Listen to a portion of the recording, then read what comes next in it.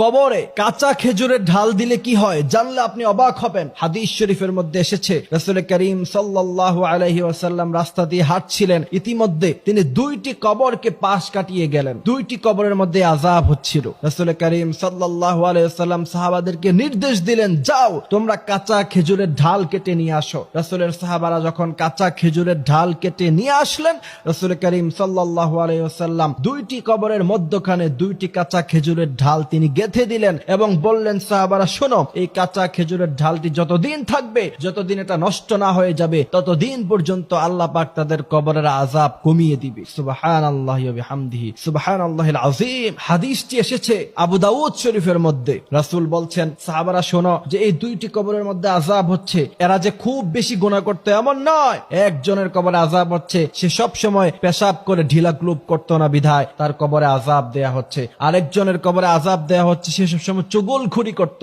অর্থাৎ একজনের কথা আরেকজনের কাছে গিয়ে লাগাতো। আমার খারাপটা আপনার কাছে গিয়ে বলবে, আপনার খারাপটা আমার কাছে এসে বলবে। এমন লোক মনে হয় আমাদের সমাজে নাই? আছে।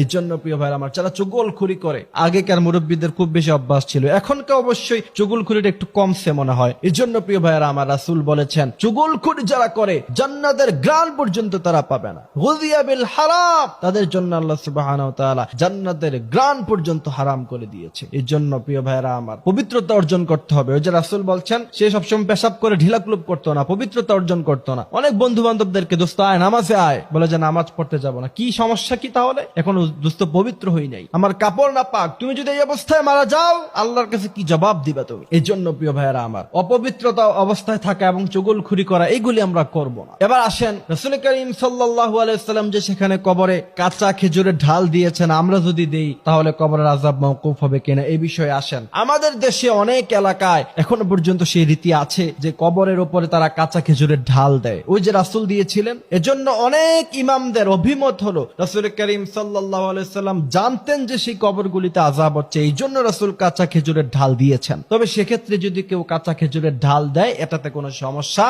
নাই, আপনি বাধা দিতে পারবেন না। কিন্তু কেউ যদি না দেয়, তাতেও কোনো সমস্যা নাই, কিন্তু কাঁচা খেজুরের ঢাল দিতেই হবে এবং দিলে কবরের আযাব মাফ হয়ে যাবে, এমন আকীদায় বিশ্বাস করা সম্পূর্ণভাবে নিষেধ। আহলুস সুন্নাত ওয়াল জামাআত যারা আছে, সহিহ হাদিস যারা মানে, তারা কখনোই এই কথা বিশ্বাস করতে পারে না যে কাঁচা খেজুরের ঢাল দিলে কবরের আযাব মাফ হয়ে যাবে। এখন কথা হলো, কাঁচা খেজুরের ঢাল কোন কবরে দেই নাই, এই জন্য লোকেরা যদি আমাকে অথবা কাউকে যদি এই ব্যাপারে প্রশ্নবিদ্ধ করে, তাহলে বুঝতে হবে যে সে মনে করে কবরে কাঁচা খেজুরের ঢাল দেওয়া আবশ্যক, এই কারণে সে মানুষকে প্রশ্নবিদ্ধ করে। কিন্তু কথা হলো, কেউ যদি দিতে চায় সেটা দিতে পারবে, এটাতে কোনো বাধা নিষেধ নাই। কিন্তু কেউ যদি না দেয়, তাকেও কোনো বকাবকি করা যাবে না, কোনো প্রশ্ন